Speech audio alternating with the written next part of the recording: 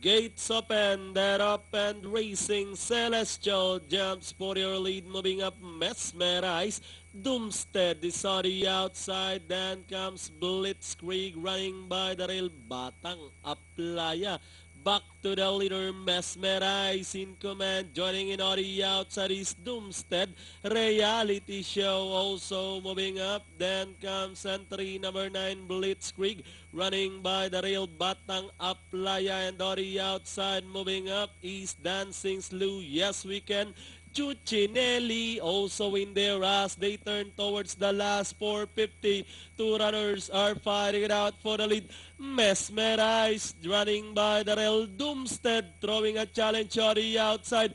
Batang Aplaya is picking in down on the inside. Then moving up is Dancing Slew. Blitzkrieg also closing in with the last 150 more to run. Mesmerized. Doomstead is on the outside.